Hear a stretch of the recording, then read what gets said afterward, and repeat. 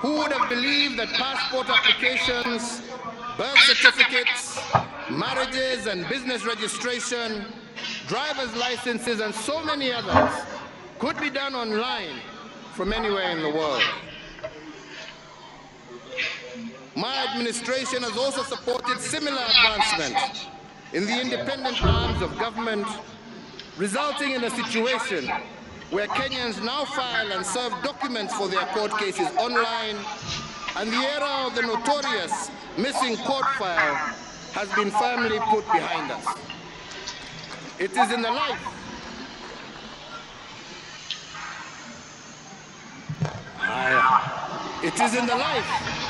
of this administration that a business can be registered online and a certificate issued on the same day, together with the KRA PIN and other statutory registrations. We did it because we know that it is our duty to facilitate your enjoyment of your social economic rights without unnecessary and cumbersome barriers. In the past, all land matters in Kenya were handled using a manual registry, and this made the Ministry of Lands a total den of corruption. In fact, part of the Wilson Airport runway to my left here had a title deed registered in the name of a private individual. But as part of the reforms in the land registry, the process of stamping out fake title deeds and reversing this fraud has been accelerated. It took previously a minimum of 6 months to do a single land transaction. This has now been reduced to 48 hours using a system called Adisasa, and similarly, instead of taking 1 to 3 months to do a land search, this system will give you a land search result in 3 to 5 minutes. Thanks to the brigadier. Huyo mama mmeona hapa msicheze na yeye anafanya kazi mingi sana. Wale ambao hawapigi kelele ndio wanabadilisha Kenya.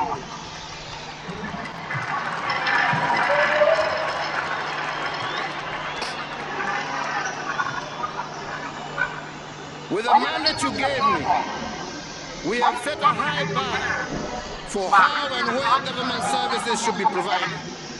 Never again will Kenyans accept that they must contend with long winding queues, pay the infamous and notorious facilitation fee to receive their rights, or to travel long distances to the nearest major town to receive even the most basic of public services. As the administration that assumed office on the signature pledge of being a digital government, the revolution that is the delivery of services online, coupled with the concept of Huduma centers, which we implemented, have changed the way Kenyans do business.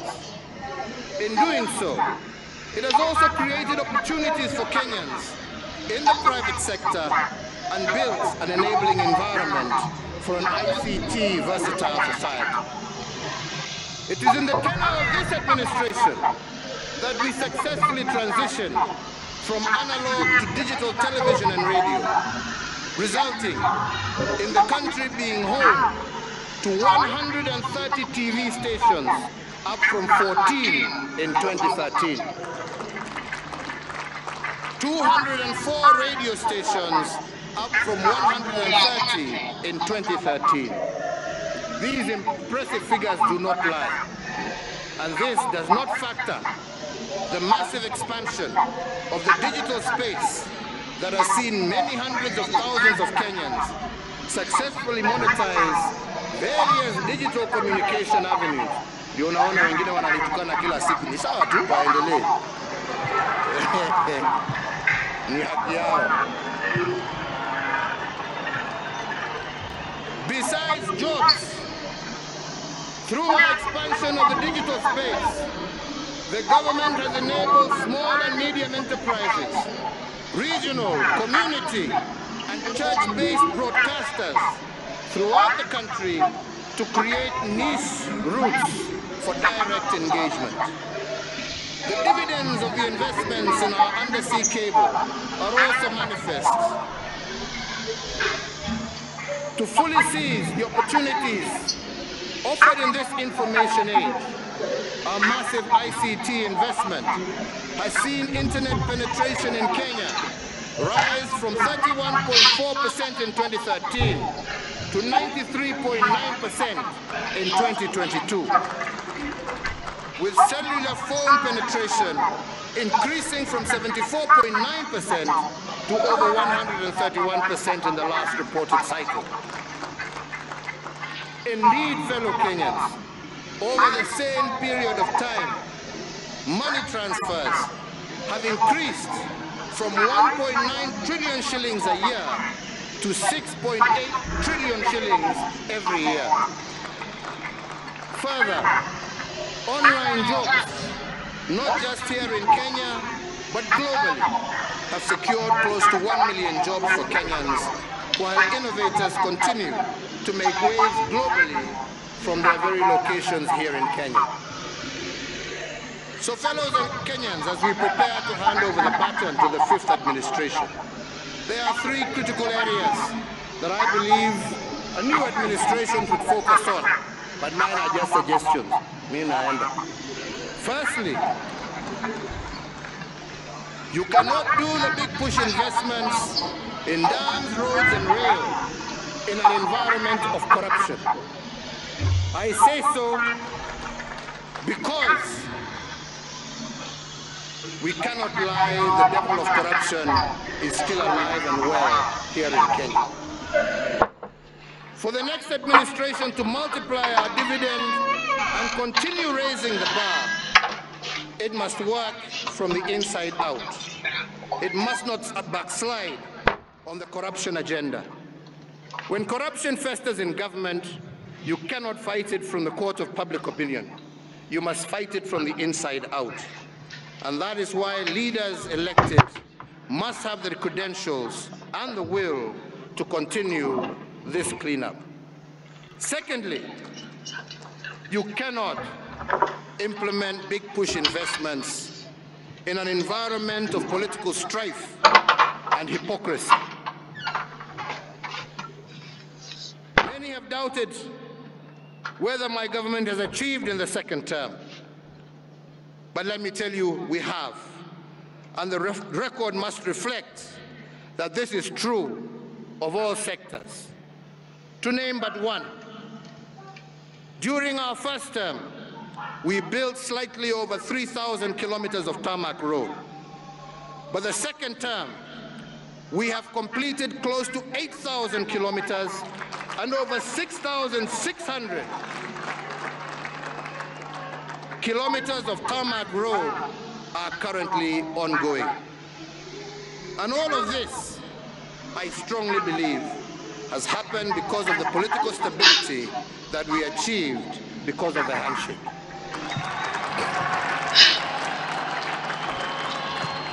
Three, big push investments are bold investments, and they call for surgical and sometimes ruthless execution. Such undertakings cannot be fed on the milk of meekness. They need an attitude that shows the contempt card to those who dwell in negativity and naysaying. For instance, many have told you that the expressway that snakes through the heart of Nairobi, our pessimists said that it is impossible, yet we have done it. And if we had said then that we would do it without a single coin from the taxpayer, except that which was used for the relocation of utilities, including electricity, water, fiber optic cables, many would have said we were dreaming, but we did it. Today, the Nairobi Expressway snakes through the skylines of Nairobi as a wonder. Under normal circumstances, it would have taken us 4 years to build it. But because we were determined to complete it, we have achieved it in a year and a half. Because we believe We believed in Kenya, we believed in our people, and we believed in ourselves as a government. As an affirmation of the confidence we enjoy from foreign investors, we built the first expressway in Africa.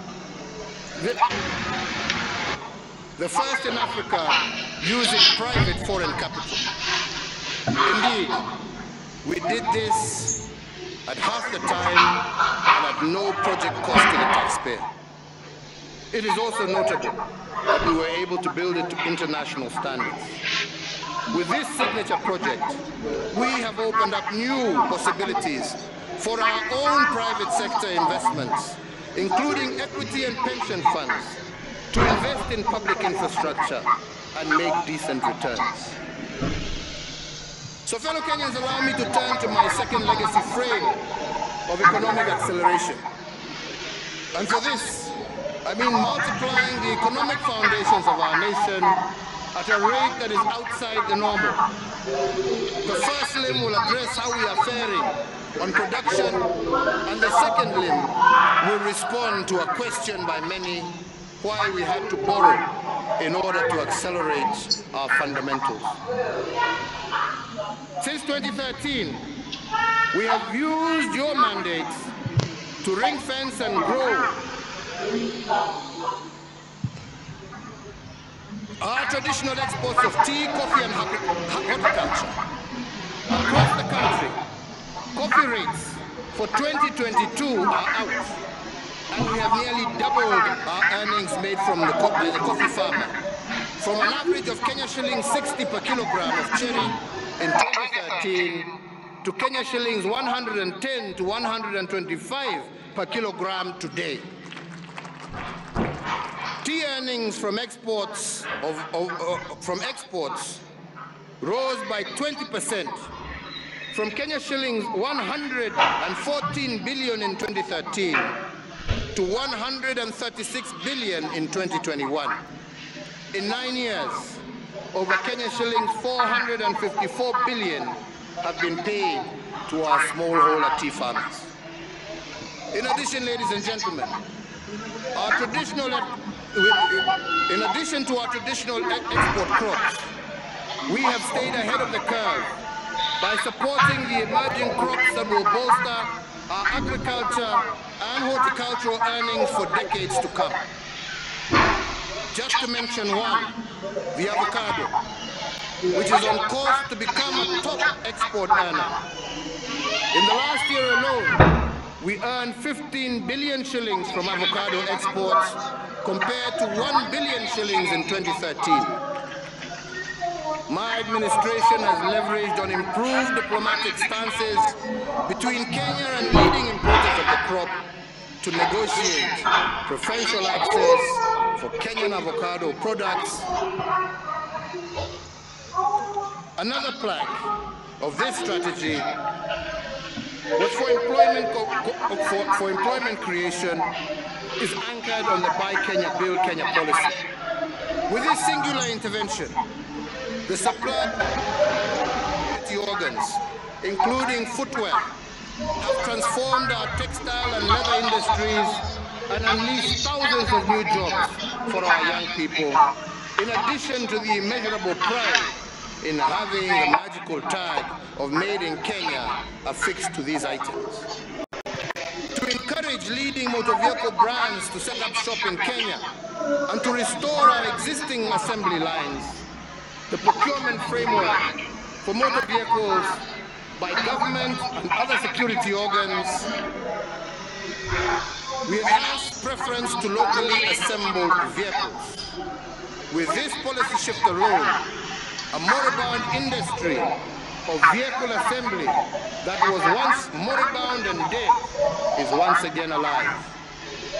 With the mandate that you gave us, the voice of women, youth, and persons with disabilities that was once muted is now at the center of a growing Kenyan enterprise. Through AGPO, a staggering 169.6 billion has been pushed through these historically marginalized groups. So fellow Kenyans, to address my second limb, why borrow? we must also first look at how other nations have prospered. It took England 200 years to industrialize, the United States of America 160 years, Japan 110 years, but China took only 35 years. And the four Asian tigers of Hong Kong, Taiwan, Singapore, and South Korea took 25 years to industrialize. And that is why the accelerated growth was called the Asian miracle. The secret to these miracles, ladies and gentlemen, was acceleration. They contracted their development timelines by implementing aggressive interventions and through policy choices that added their acceleration. In just one generation, they were at par with the Western world. The Afro-pessimists who are constantly out there bombarding us with nonsense will tell you that Kenya cannot replicate this miracle. But I want to assure you, they are wrong and we are right. Our accelerated path to economic growth has begun and must be maintained into the future.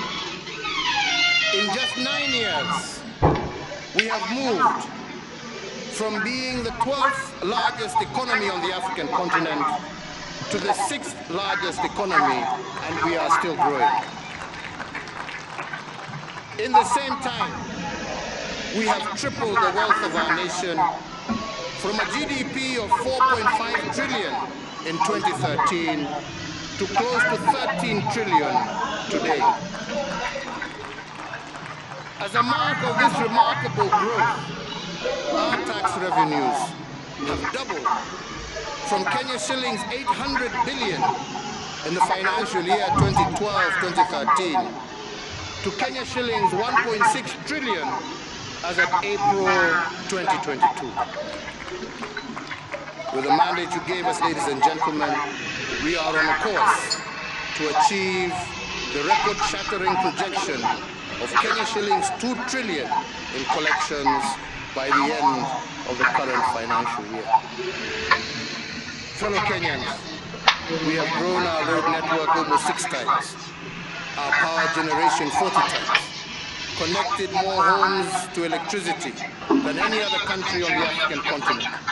And we have done this in just 9 years. I do believe that the next administration can multiply these efforts to unprecedented heights. But to keep this acceleration, that 5th administration must borrow 2 lessons. One is that it is not possible to maintain the speed of our achievements in a contaminated environment. And this allows me to go back to the corruption cleanup that I started talking about.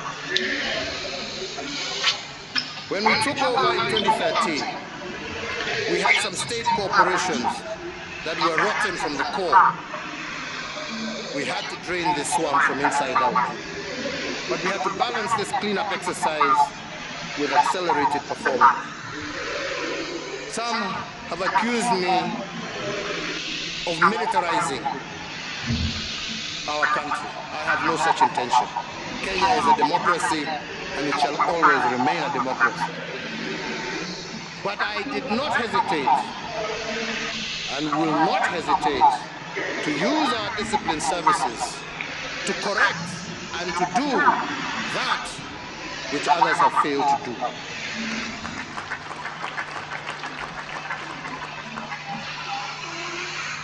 We turn to our disciplined forces and we summon them to the cause of nation building. And the record must reflect that they have not disappointed us. When we gave them the Kenya Meat Commission to manage, they turned it into a profit-making enterprise within a year. The other institution worth of mention is the Kenya Shipyard Limited. This institution had collapsed due to mismanagement and corruption. And last year, we handed it over to the disciplined forces. Today, this corporation is poised to have the largest shipyard in sub-Saharan Africa. This, ladies and gentlemen, is evidence that in an environment that is not contaminated, things can be done. If we could build this park and the museum behind us using the disciplined forces in only 22 months, instead of the 10 years it would normally have taken, if we have begun restoring the glory of Nairobi using the Nairobi Metropolitan Services, I do believe it can be done. The second lesson that will keep our accelerated achievements afloat has to do with debt. And on this, I want to pose a national question. How much is too much borrowing? When does borrowing become too much and unbearable to a nation? The only time debt is a burden to a nation is if a nation is led by looters. But in the hands of a visionary administration, debt is a catalyst for rapid development. And I will give but one example. When South Korea achieved her economic miracle in a record 25 years, it also achieved the rank of being the fourth most indebted nation in the world. But the South Koreans did not call it debt. They called it using other people's money to advance their cause. What this means is that nations that have advanced have not necessarily used their own money, especially when they are not endowed with natural resources. They have borrowed from others to catch up and to become world economic leaders. And the national question, therefore, to us today is not whether debt is good or bad. The more legitimate question has to do with what the next administration will do with borrowed funds. Will they end up in the private pockets, or will they be used to accelerate economic advancement? On my part, I believe we have used other people's money to close our infrastructure gap, to connect our markets. For example, when a maize trader in Kitale previously would take 3 days from Kitale to the border with South Sudan, with what we have borrowed and the roads we have built, we have ensured that that man from Kitale can be at the border of South Sudan in just 5 hours, not 3 days. Similarly today, any trader can travel on a tarmac road to 4 out of 5 of our neighboring countries and do so in record time. If we can transport 10 times more passengers with the SGR at half the price and at half the time, and move 3 times more cargo daily from Mombasa to our neighbors, then our borrowing has surely been worthwhile and paid tangible dividends. So to maintain the tempo of increased and accelerated achievement, the next administration should not shy away from using other people's money. Debt in a cleaned-up government is an enabler, not a burden. With the mandate that you have given us, the people summoned us to secure sustainable development and to foster intergenerational equity, and we honor this solemn duty. We honor. Now, sorry, let me go back.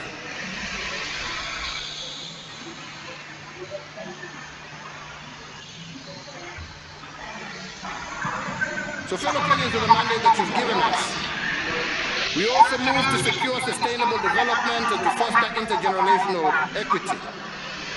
We honored this solemn duty by restoring our water towers, protecting our environment through pollution control, We have conserved wetlands and firmly established Kenya as a global leader in the area of sustainable development. Our conservation efforts have fortified our biodiversity, and as a result, we have recorded the lowest levels of poaching in our nation's history. On account of this robust ecosystem, we have registered the highest wildlife population for a majority of those species that were previously endangered. We did this so that every Kenyan can enjoy their right to a clean, healthy environment, and so that our heritage of splendor can be passed down from one generation to another unencumbered. We have planted 1.34 billion trees, moving our forest cover from 6.99% in 2013 to 8.83% in 2022, and our tree cover to 12.3%, well over the 10% envisioned in our Constitution, and 8 years ahead of the target date that was set of 2030. To halt the destruction of water towers, an elusive dream that has eluded every other administration, we contain the encroachment and illegal extraction activities in the water tower resources of the Masai Mara Forest Complex. We have also banned the use of polythene bags and saved marine and terrestrial life. We have moved also with the beautification of our urban areas, especially here in Nairobi. And this initiative has led to the emergence of our nation as a leader in climate change action and established a thriving green economy. We have also moved in the water sector by building dams, including Fiba Dam, Yamo Dam in Samburu, and are on course to complete while starting others such as Thwake Dam, Mwache Dam at the coast, Karimeno Dam here in Kiambu, Fioi Murune Road Dam in West Pokot, Bute Dam in Wajir, and Soinkoru Dam in Nyanza. In total, we are currently implementing some 685 water and sanitation projects. And if we conclude these, which we hope will be concluded by the end of this year, at least 80% of Kenyan households will have access to water and 40% to sanitation. Today, we have 13 million Kenyans connected to clean water. Our irrigation has doubled from 374,000 acres to 664 acres currently. From independence, we had only produced 5 million title deeds. Today, we have added an additional